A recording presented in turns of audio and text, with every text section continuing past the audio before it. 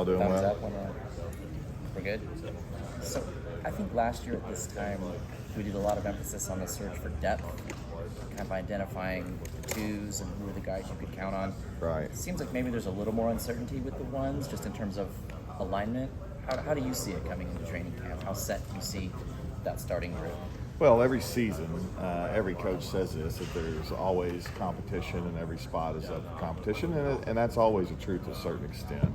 The truth is some guys have probably solidified their position in the room. But again, if you're going to be elite, that doesn't mean you're not ever not working to be your very best. But yes, I think we have a lot more fluidity in the depth chart this year than we did last year, and that's a challenge. That's what makes it exciting. I mean, that's kind of what I'm excited about in fall camp. It's really, it's really that thing that's like, hey, we have potential. I know that we can be pretty good, but we got a lot of work to do to get there at this point compared to where we were at this past season. You guys have emphasized culture from the moment you kind of got here, and we were just talking to Jonah, who I think we talked last year about how his future might be on the inside, but he's made it clear he's pretty willing to play wherever you want. Can you just talk about maybe his selflessness individually and kind of how that's kind of been the attitude of your group as a whole? Yeah, I mean, to me, when I know I have a selfless group is when I see the older guys training younger guys at their position. And to me, I'm like, okay, we've got a selfless group. We've got a group that, they understand the brotherhood. They understand bringing the young guys along. They understand, developing relationships off the field. These guys spend a lot of time together, at the direction of Dietich and Monheim. I know they were at batting cages at times. They were out to eat at times. They were doing paintball together at times. They did all these things off the field. And I thought that was really important because we do have a lot of new faces coming into the room for those guys to get to know each other and develop a level of trust. And so, that's a huge part of the offensive line and the brotherhood and the culture, and those things bleed over into the culture of your team, and we talk a lot about that in our room. Like, if we want something said about our room as a group, is that we upheld the standard of the culture of the team, of how we expect to work as a team, how we expect to play with the type of effort and enthusiasm and attitude and great attitudes that we bring to practice every day. We want, Coach Riley to look at our room as a unit and be like, hey, that room's got it together. So that's something we take pride in and strive for.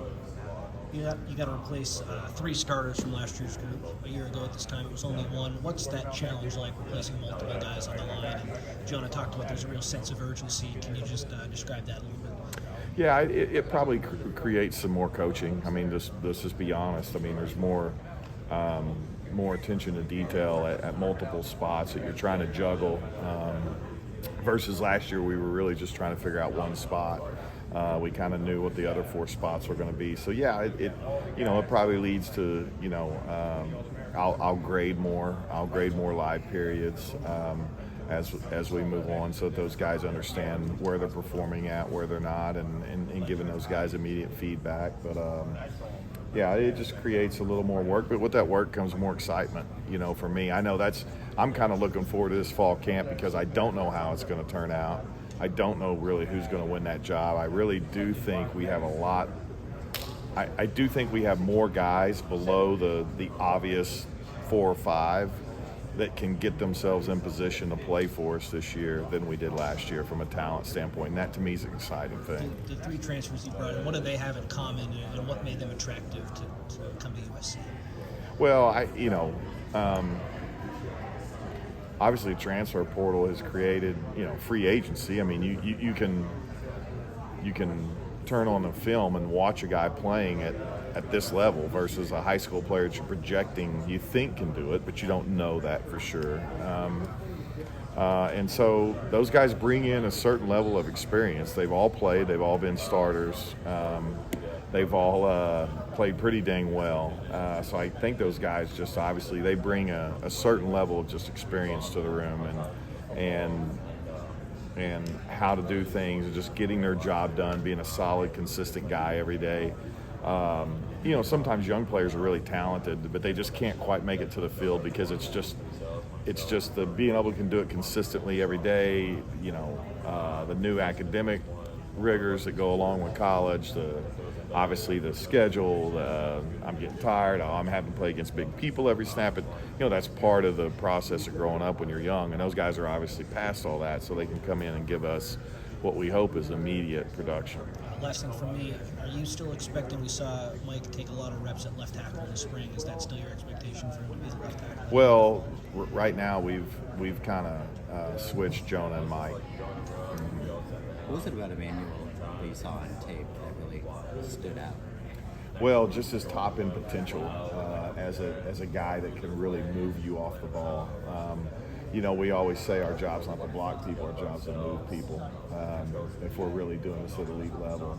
And Emmanuel, it doesn't take much to look at him and figure out that maybe, he can be a guy that can move people off the ball, but he demonstrated that on film a lot. Got to get more consistent at it. Certainly has a lot of room to grow as a player, but you saw some glimpses of some top end potential that maybe could be really elite someday. When it comes to Jonah, especially if he is playing some at left tackle, I know it was always kind of the thing, even the past coaching staff had said that his future is at guard. Has he changed at all, and is that still kind of how you see it, or do you feel like he could be a left tackle at the next level? Jonah reminds me so much of a guy that I coached at Missouri named Mitch Morse, and Mitch played tackle for me his entire career at Mizzou. Got drafted by the Chiefs to become a center. I think he's now in his 9th season. So do I think that's probably Jonah's future? Yes. Do I think he can be a great player as a tackle in college? I do. When you look at the running game from last year, what are the steps forward you think you guys can make from what you put on film last year? Well, I think we can be. There's several things. One, we can be so much better using our hands. Our hands are still outside way too much. So just as far as hand placement on the defender and getting hands inside, that's going to help us improve tremendously. Pad level is one, and then I think we've got to get better at moving double teams. Just probably over the season, too many opportunities where we had to double someone and get movement off the ball where we didn't get the kind of movement that we would like, and that goes back down to those first two things I talked about. Really, pad level. It's technique things. It's pad level and hands inside and leg drive. I mean, those things don't change, but they sound cliche, but it is what it is. So that to me is where we need to get better at running football. Elijah Page was the one freshman, I think, that arrived early. Yes. Where does he stand currently heading into the bowl game? Well, there's always a depth chart of a 2 deep. We'll work him with the second group at left tackle. So there's always a depth chart of a 2 deep, and then there's that depth chart that's number 1 through 10. And if someone gets injured, we're trying to find a way to get 6, 5, 4, 2, and 1 on the field. And however that combination looks like and where those pieces best fit. So obviously, he's a true freshman. I think he's got a chance to be a really good player. But when you go to that 1 through 10, he's down that depth chart level. So his challenge is to move his way up that 1 through 10. Do I think that he can do that? Definitely. And I think for a true freshman, he's way closer than even I thought he would be. I know Lincoln said recently that year 2 feels a lot different than year 1. How have you maybe seen him be different in year 2 versus year 1? If at all. Not really at all. The one thing I loved about Coach Riley when we first got here, he was like, to the team, to us, he was like, no excuses.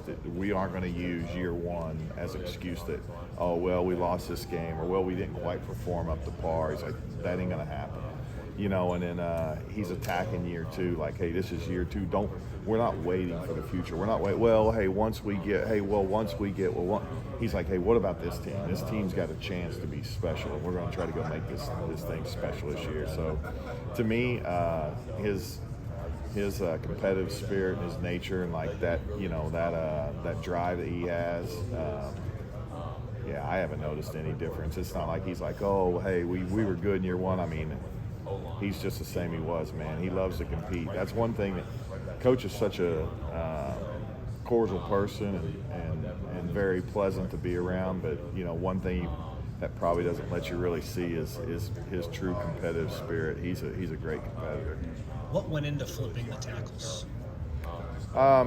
Just probably Jonah's consistency, just how consistent he is on a rep by rep basis of,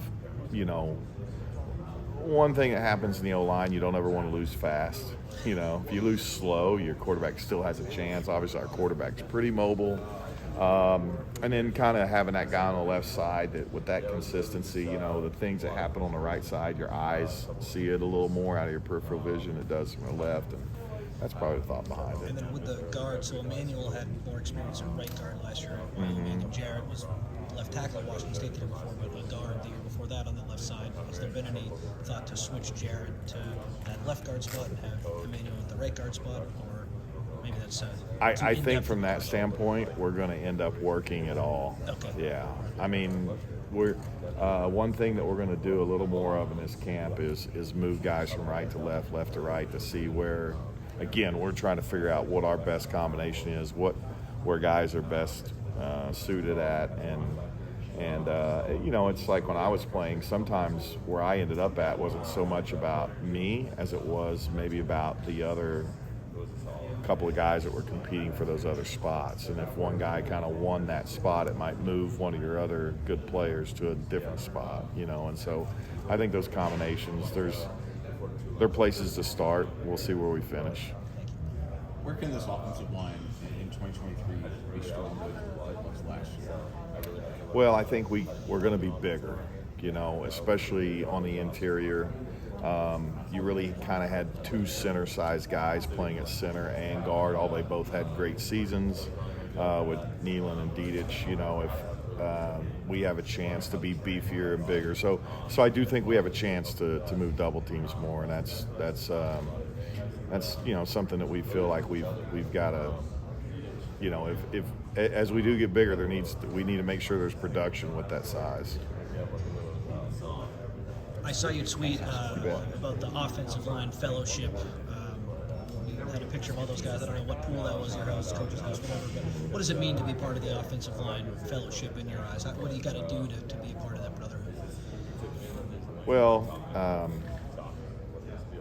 to be part of the brotherhood, you got to show up every day. One of our big things, in life is like, hey, let's show up. Let's be there for the people around us that need us. And we kind of translate that over to all areas of life. We've all had deaths in the family or bad things happen, and sometimes just comforting to have family members there. They may not hardly say much to you, but they show up, they're there when they know you're going through a tough time. And so, again, that daily grind that you go through in the lines of scrimmage and football, it really lets you know who's got the ability to be tough enough to show up every day. And so, to me, when we talk about the O-line brotherhood, the O-line fellowship, those kind of things, it's just opportunities for us to get together as a group, break bread, and then, and just to enjoy being around each other, that we show up for each other every day. And every group I've been on, it's like if you want it to be special, like, hey, I want to be a part of a special group. Well, it's like, well, what are you putting into it, and how much are you investing in it? And so that is something that's very,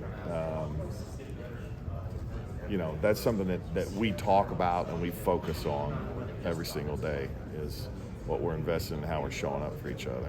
And looking over here at Gino. Yeah. Didn't have that many offers in high school. Yeah. He's a guy that obviously kept working hard. What has he done to get to the spot he's in? Yeah, he's just worked extremely hard, and he's always he's always doing extra. He's always like, hey, coach, I have a question on this. Coach, I have a question on that. He's always wanting to improve his knowledge. He's always curious about how he can improve.